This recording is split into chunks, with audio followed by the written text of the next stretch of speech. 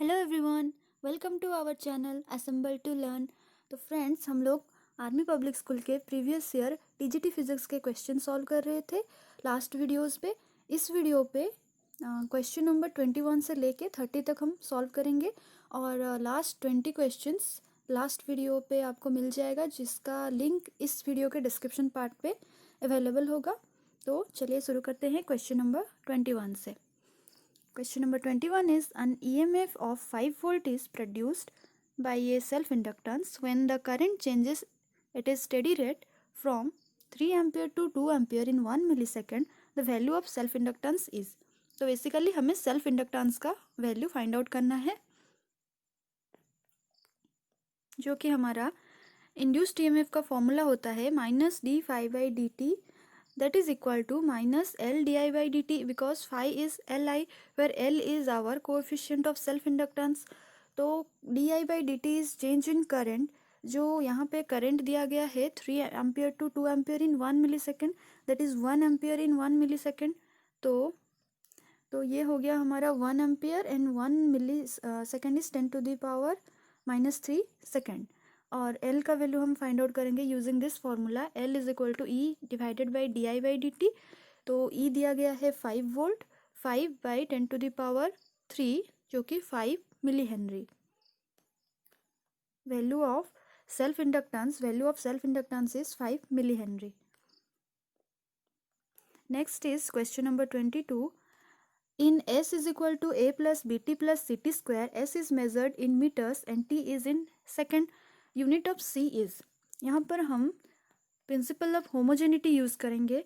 वहाँ पे क्या है होता है, यूनिट जो लेफ्ट साइड में होता है उसका यूनिट और राइट साइड में ईच पार्ट का यूनिट इक्वल होता है। जैसे कि यहाँ पे S का यूनिट और is equal to unit of AT या और यूनिट ऑफ BT और यूनिट ऑफ CT स्क्वायर। तो हमें C का वैल्यू पूछा गया है, C का यूनिट पूछा गया है, तो हम CT स्क्वायर को लेंगे।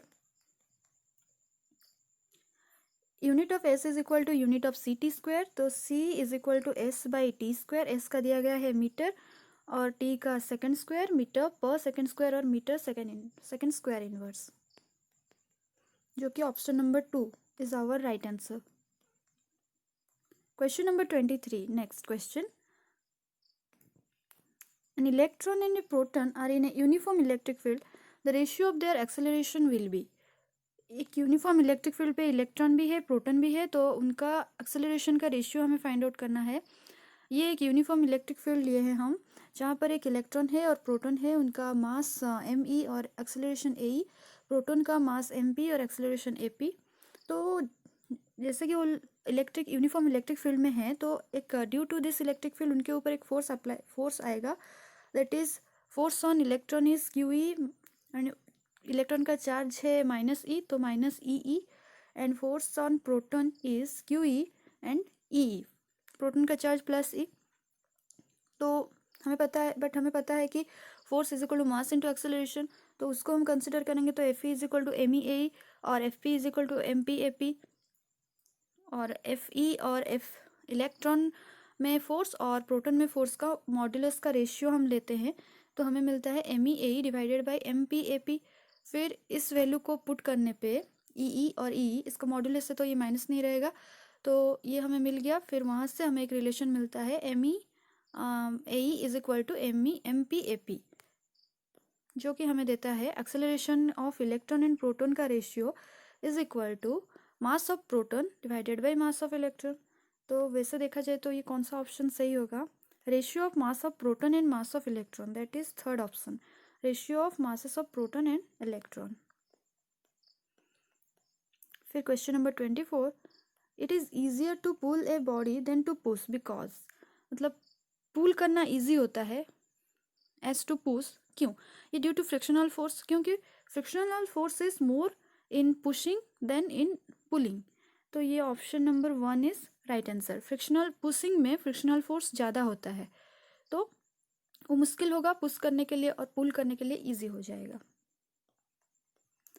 If the angular speed of the earth is doubled, angular speed omega is doubled, then value of acceleration due to gravity at the north pole is.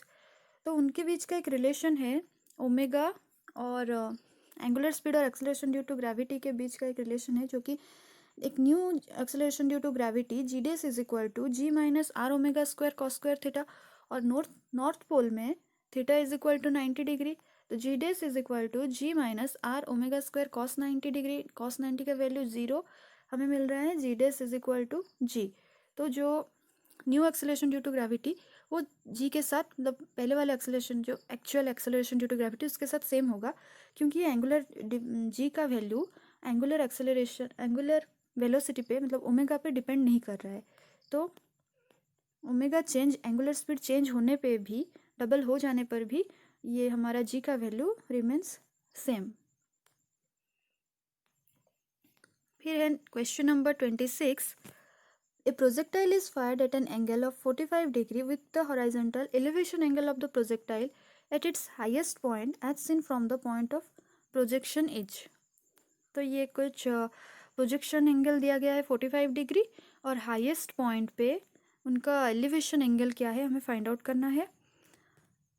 जैसे कि इन दिस डायग्राम ये हमारा 45 degree theta जो कि project हो रहा है 45 degree पे, पर उसका हाईएस्ट पॉइंट जो भी होगा वहाँ पे मैक्सिमम हाइट पे होगा, तो एच मैक्स होगा, और जब एच मैक्स होता है तो उस तक जो रेंज भी हमारा r/2 हो जाता है एच मैक्स तक डिस्टेंस। तो एच मैक्स का फॉर्मूला, मैक्सिमम हाइट का फॉर्मूला होता है यू स्क्वायर साइन स्क्वायर थीटा/2g। थीटा यहाँ पे 45 डिग्री है, तो 1/√2 साइन थीटा इज़ 1/√2, हमें मिल गया maximum height you square by 4g। उसी तरह रेंज का फॉर्मूला है यू स्क्वायर साइन 2 थीटा/g, तो r/2 हमें फाइंड आउट करना है यू स्क्वायर साइन 2 थीटा/2g, जो हमें देता है sign 2 theta is sine 91, r/2 का वैल्यू हमें मिल गया यू स्क्वायर बाई 2g। फिर हमें ये जो एलिवेशन एंगल अल्फ़ा, यहाँ पर एलिवेशन एंगल को हम अल्फ़ा लिए हैं, उसको फाइंड आउट करना है। तो इसके लिए हम tan अल्फ़ा अगर करते हैं तो perpendicular by base maximum height by r/2 लिखेंगे, तो हमें अल्फ़ा का वैल्यू tan इनवर्स 1/2 मिल रहा है, जो कि हमारा option 1 is correct answer. Next is question number 27। Two slits are separated by a distance of 0.5 mm and illuminated with a light of lambda wavelength is equal to 6000 angstrom. If the screen is placed 2.5 metre from the slits, slit और screen के बीच का distance 2.5 metre है, तो distance of the third bright image from the centre will be. Third bright fringe का distance हमें find out करना है, जो कि वाई थर्ड ब्राइट फ्रिंज हमें फाइंड आउट करना है। Small D value, distance between two slits 0.5 mm, wavelength 6000 angstrom, slit and screen के बीच का डिस्टेंस कैपिटल डी 2.5 मीटर, और वाई nth ब्राइट फ्रिंज के लिए फॉर्मूला होता है N D lambda by D. तो थर्ड ब्राइट फ्रिंज के लिए उसी तरह 3d लैम्डा बाई डी हो जाएगा, तो 3 इंटू 2.5 मीटर, ऑप्शन सारे mm में है तो हमें भी उसको मिलीमीटर में कन्वर्ट करना है। तो 3 into 2.5 metre, 2.5 metre 2.5 into 10⁻³ 6000 Armstrong के लिए 10⁻⁻10 मीटर, फिर mm के लिए 10⁻³ और ये 0.5 mm, तो हमें आंसर मिल रहा है 9 mm। Option number 3 is correct. Question number 28। A circuit has a resistance of 12 ohm and impedance of 15 ohm. Power factor of the circuit. Power factor is very simple, cos phi is equal to r by z, that is power factor is our cos phi and value of cos phi is r by z. R is resistance, z is impedance, so 12 by 15 gives 0.8, so power factor in this circuit is 0.8, option number 3। Question number 29. A train is standing on a platform. A man inside a compartment of train drops a stone. At the same instant, train starts to move with a constant acceleration. The path of the particle are seen by the person who drops the stone. Train में एक आदमी खड़ा है जो एक stone को फेंक रहा है, उसी इंस्टेंट पे ट्रेन स्टार्ट हो रहा है। उसका एक फ्री बॉडी डायग्राम हम बनाएंगे। तो यहाँ ये सपोज मैन है और ये स्टोन ड्रॉप कर रहा है, तो उसी इंस्टेंट पे ट्रेन का कुछ एक्सेलरेशन आ रहा है 80 सपोज, और जैसे कि स्टोन नीचे आ रहा है उसके नीचे की तरफ एक्सेलरेशन g, और ट्रेन के अंदर है वो, तो एक सुडो एक्सेलरेशन आएगा पीछे की तरफ, जो कि opposite direction of moving of train जिस डायरेक्शन पे मूव कर रहा है उसके ऑपोजिट में एक सुडो एक्सेलरेशन आएगा, जो कि ये ए है। तो हम अभी second equation of motion use करेंगे इन वाई डायरेक्शन, तो हमें मिलेगा y is equal to half g t square, and x direction पे उस second equation of motion s is equal to distance is equal to u t plus half a t square, उसको apply करते हैं तो हमें x is equal to half a t square मिल रहा है। फिर हमें एक इक्वेशन चाहिए जहाँ से हमें पता करना है कि कैसा पाथ होगा। तो y बाई एक्स अगर हम करते हैं तो g बाई ए हमें मिल रहा है, फिर y is equal to G by A X, ये एक इक्वेशन फॉर्म में आ रहा है जैसे कि y is equal to M X, तो ये स्ट्रेट लाइन इक्वेशन होता है। तो option 1 is correct, that is the path of the particle as seen by the person who drops the stone is straight line path. Next is our last question, that is question number 30।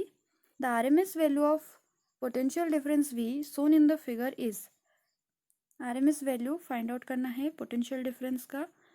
RMS is what, root mean square, ये कुछ इस तरह का diagram है, square wave है। तो यहाँ पर हम voltage with respect to time उसको एक VT फॉर्म में लेंगे, उसका स्क्वायर लेंगे, दैट इज VT का स्क्वायर, फिर उसका मीन फाइंड आउट करने के लिए एक टाइम पीरियड में, मतलब ये 0 से शुरू होकर T 1 टाइम पीरियड, तो 1 टाइम पीरियड के टाइम में उसका मीन निकालेंगे। तो 0 टू T में वोल्टेज के लिए VT स्क्वायर DT, और मीन के लिए 0 टू T इंटीग्रेशन DT, तो फिर रूट के लिए उसका पूरा अंडर रूट। फिर हमारा